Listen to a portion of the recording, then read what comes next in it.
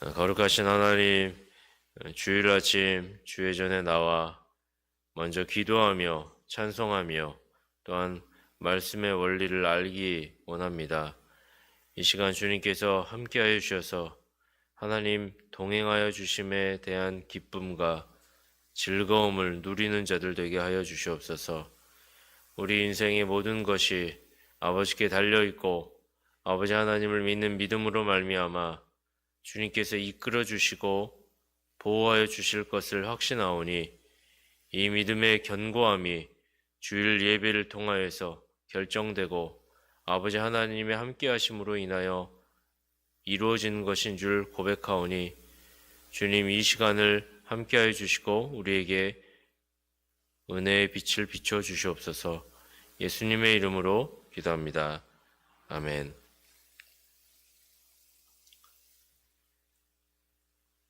오늘 본문은 예수님이 손 마른 자를 고치신 사건입니다. 그런데 이 본문은 단순한 치유의 사건 이상의 내용이 들어 있습니다. 이 속에는 신앙의 본질인 안식일에 대한 내용을 또한 다루고 있기 때문이죠. 또한 우리는 여기서 예수님께서 손 마른 자를 고치시는 그 날이 안식일이었음을 얘기해주고 있고, 동시에 이 문제 때문에 바리새인들과 참된 질문과 그에 대한 대답, 질문과 신앙적인 질문과 답을 통하여서 진정으로 우리의 신앙의 성장을 위한 올바른 질문과 태도가 무엇인지, 그리고 그리스도 안에서 진정한 심과 선을 발견할 수 있는 길이 무엇인지를 살펴보고자 합니다. 첫째로 우리는 악의적인 질문이 아닌 정직한 질문을 해야 합니다. 9절 10절에 보면 거기를 떠나 저희 회당에 들어가시니 한편 손 마른 사람이 있는지라. 사람들이 예수를 송사하려 하여 물어가로되 안식일에 병 고치는 것이 옳으니까. 한 불쌍한 사람이 손이 마비된 채로 회당에 있었습니다. 그는 손으로 일을 하여 생활을 유지할 수 없는 사람이었죠. 그런데 흥미롭게 그가 세상을 등지고 포기하기보다는 어디에 있었습니까? 회당에 있었다는 것이죠. 아마도 그는 회당에서 외쳐지는 말씀을 듣고 예배를 드리며 하나님의 말씀 듣기를 이것이 유일한 소망이었을까라고 생각하고 그 자리에 왔을지도 모르겠습니다. 그의 신앙이 어떻다라고 성경이 말해주지는 않죠. 하지만 그는 회당에서 주님을 만났고 결과적으로 손 마른 그 병의 치유를 경험하게 되죠. 우리는 우리에게 주어진 은혜의 방편을 부지런히 활용해야 합니다. 은혜의 방편이 무엇입니까? 말씀, 기도, 성례이죠. 우리에게 주어진 모든 예배를 사모해야 합니다. 예배를 통하여서 말씀 선포가 되고 기도가 올려지고 성례가 시행이 됩니다. 우리에게 주어진 이 은혜의 방편이, 이 예배가 성령님께서 강건하셔서 한 사람의 영혼에게 기름 부어지는 그 역사가 언제 또 일어날 수 있겠냐라고 우리가 장담할 수가 있겠습니까? 우리에게 주어진 은혜의 방편을 내가 부지런히 활용하는 것, 바로 내가 오지 않은 그날 성령님께서 은혜의 빛을 조명하려 하였던 것을 안다면 우리는 은혜의 방편을 부지런히 활용하는 것이 얼마나 중요한지 알게 될 것입니다. 이 사람을 보고서 바리새인들이 주님께 한 가지 질문을 하죠. 그런데 이 질문이 참으로 악의적인 질문입니다. 10절에 보면 한편 손 마른 사람이 있는지라 사람들이 예수를 송사하려 하여 물어가로되 안식일에 병 고치는 것이 옳으니까. 바리새인들은 주님께 안식일에 병 고치는 것이 옳으냐고 묻습니다. 주님은 회당에 손 마른 사람이 나와 예배를 기다리는 것을 보셨을 것입니다. 또한 이 장면을 바리새인들도 지켜보았을 것입니다. 바리새인들은 주님이 선을 행하실 것을 예상하였을 것입니다. 이 손 마른 사람을 또 주님이 고쳐주겠지라고 예상을 하면서 악의적인 질문을 던지고 있는 것이죠. 신앙에 있어서 어떤 질문을 하는 것은 대단히 옳은 일이고 좋은 일입니다. 그러나 그들이 여기서 이런 질문을 한 것은 주님께 참된 교훈을 얻기 위한 것이 아니라 주님을 고발하기 위하여, 주님을 송사하려 하여 질문을 했다라고 나오죠. 만일 주님이 안식일에 병 고치는 것이 옳다고 말씀하시면 그들은 예수님을 제4계명을 어겼다라고 하면서 고발할 것이었습니다. 바리새인들은 안식일에 대한 율법적이며 한편으론 미신적인 신앙을 가지고 있어서 안식일에 아무것도 하면 안 된다라고 해석을 하였죠. 의사가 어떤 의료 행위를 해서도 안 된다고 하였죠. 소방수가 주일에 사건이 일어난 거죠. 불 끄러 가서 토요일 밤에 사건이 일어난 거죠. 밤새도록 불을 끄다 보니까 다음날 주일이 됐죠. 주일 예배를 참여하지 못할 정도로 오후 늦게까지 작업이 계속 진행됐죠. 근데 그는 크리스찬입니다. 교회에 가지 못한 것이죠. 그러면 이것을 바리새인들은 지탄을 하는 것입니다. 왜 안식일에 일을 하냐고, 오지 않냐고. 만일 바리새인들은 주님이 그 일이 옳지 않다고 말씀하시면 그들은 그를 편파적인 거짓말쟁이라고 또한 고발할 것입니다. 왜냐하면 우리는 앞 단락에서 보았죠. 예수님께서 안식일에 밀밭에서 이삭을 잘라먹는 행위가 정당하다고 했기 때문입니다. 신앙이 언제 성장합니까? 신앙은 의문을 가질 때 시작입니다. 그런데 의문을 가지면 그 의문을 해결해야 하겠죠? 어떻게 해결해야 합니까? 그 의문을 질문해야 할 것입니다. 마음에 생각만 하고 질문을 하지 않고 담아두고 있으면 결코 성장할 수가 없을 것입니다. 만약 질문을 하지 않은 상태로 계속되면 그 의문은 불신이 되고 말 것입니다. 그리고 그 불신이 지속이 되면 불신앙이 되는 것이죠. 굳어져 버리는 것입니다. 그러므로 우리는 우리의 속사람 가운데 신앙적인 질문에 대해 해결하는 대로 나아가려고 해야 할 것입니다. 그래서 먼저는 스스로 찾고 연구하며 답에 대한 수많은 번민과 고뇌와 고민을 해야 되는 것입니다. 정말 그러한가? 그래도 모르겠으면 물어봐야겠죠. 신앙적 궁금함, 영혼의 본민은 가만히 앉아서 해결되지 않습니다. 정직한 질문에 정직한 답변을 들을 때 해결이 되는 것입니다. 그런데 그 의문을 가질 때 궁금함이 진실로 선한 의도로 선한 마음을 가지고 궁금함을 가지고 질문을 하는 것인가? 아니면 이 오늘 본문 바리새인들과 같이 송사하려 하여 질문을 하는 것인가? 그 사람을 예수님을 궁지에 빠뜨리게 하려고 질문을 하는 것인가? 악의적으로 질문을 하는 자들이 있다고 오늘 본문은 우리에게 얘기해주고 있죠. 이런 태도는 신앙적인 진보를 향해 나아가지 못하게 합니다. 그 질문은 결국은 예수님이 하나님이신 것을 부인하게 하기 위한 악의적인 질문이기 때문에 그 질문의 끝은 그리스도와 교회를 폄훼하고 회방하기 위한 질문으로 귀결되기 때문입니다. 만약 질문이 바리새인들과 같이 시험하기 위한 질문이거나 자기 지식을 자랑하기 위한 질문이라면 우리는 그런 질문을 받았을 때 굳이 대답할 필요가 없습니다. 논쟁만 될 것이기 때문이죠. 그 사람은 이미 전제를 하고 질문을 하고 있는 것이기 때문이죠.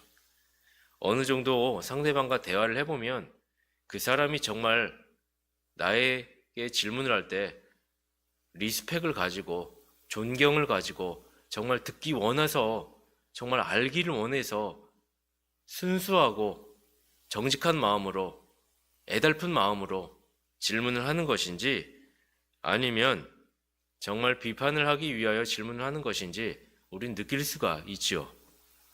만약 상대방의 질문이 교회와 하나님의 영광을 가리고 신자를 그 당사자를 다치게 하기 위한 질문이라면 우리는 가볍게 한두 번 훈계한 후에 훌훌 털어버려야 할 것입니다. 둘째로 우리는 신앙적인 질문은 신앙의 성장을 이끈다는 사실을 알게 되죠. 왜냐하면 주님의 대답을 통하여서 우리는 주님의 역질문을 통하여서 그 모습을 보게 됩니다. 11절 보면 예수께서 가라사대 너희 중에 어느 사람이 양 한 마리가 있어 안식일에 구덩이에 빠졌으면 붙잡아 내지 않겠느냐? 사람이 양보다 얼마나 더 귀하냐?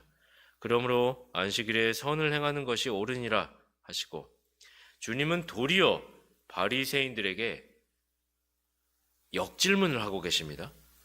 양 한 마리가 있는데 그 한 마리가 안식일에 구덩이에 빠졌을 경우 그 양을 끌어내겠냐는 것이죠. 그들은 두말할 나위 없이 그렇게 할 것입니다. 이 사람의 상식 아니겠습니까? 자비로운 기본적인 양심, 선을 가지고 있는 인간이라면 자기 짐승의 목숨을 돌아보는 법이므로 그렇게 할 것입니다. 또한 자기 짐승이 얼마나 큰 재산입니까? 아까워서라도 건져낼 것입니다. 유대교 율법을 해석할 때 그렇게 한다는 것이죠. 생명이 위독한 경우 안식일일지라도 목숨을 구해줘야 한다는 것, 이것은 정통적인 해석이니까요. 그런데 주님은 여기에 한 걸음 더 나아가 사람이 양보다 얼마나 더 귀하냐고 말씀하십니다. 사람은 가장 나은 짐승보다 훨씬 더 낫고 가치 있는 존재이니 사람은 이성적인 피조물로서 하나님을 알고 사랑하고 그에게 영광을 돌릴 능력이 있으니 양이라는 짐승과 비교할 수 없는 존재 아니겠냐. 그래서 신자라면 안식일에 일반 병자까지 고쳐주는 선행을 할 수 있는 것이다 라고 얘기를 하시는 것이죠.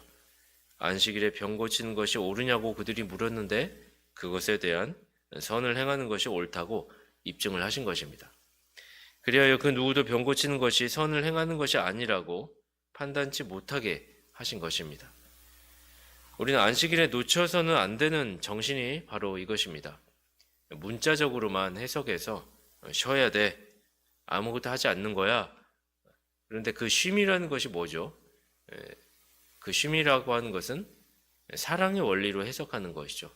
육체적이고 물리적인 안함도 분명히 존재하지만 무엇보다 우리 영혼의 쉼에 대한 것이라면 그 영혼이 참되게 다른 사람의 영혼까지 책임질 수 있다라고 하는 그 쉼을 제공한다라고 하는 그 행위라면 우리는 사랑의 원리 안에서 더 큰 범주 안에서 그 행위를 용인할 수가 있는 것이죠. 안식일이라 하여 두 손 두 발 다 내려놓고 아무것도 하지 않는 그런 육체적인 쉼에 대한 것만을 얘기하는 것이 아니라는 얘기입니다.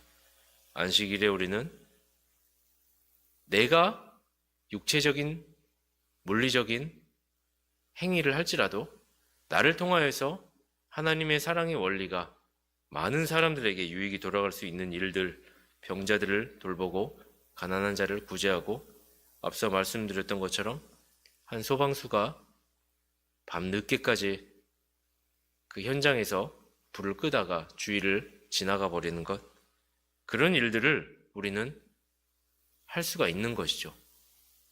하나님께 예배하는 의무 외에도 안식일에 선을 행할 일들이 많은 것입니다. 이 일은 사랑과 자비의 원리로 천국의 마음의 자세로 행해야 하고 우리가 용인할 수가 있는 것입니다. 그런데 늘 말씀드리지만 이 예외적인 상황을 합리화하면 안 될 것입니다. 어제도 우리가 안식일에 대한 이야기를 봤지만 주일 예배를 드린다는 명분을 거기에 정당화를 시키는 거죠. 해외 여행을 가고 놀러 가면서 사실은 그러면서 그것을 예배를 안식일을 내가 드렸다 이런 명분으로는 부족할 것입니다. 그렇게 해서는 안 될 것이고 사랑의 원리로 불가피하게 안식일에 예배를 나오지 못할지라도 사랑의 원리로 선을 행하는 것까지 우리가 뭐라 할 수는 없다라는 것이죠. 셋째로 결국 주님께서는 손마른 사람을 고치시죠.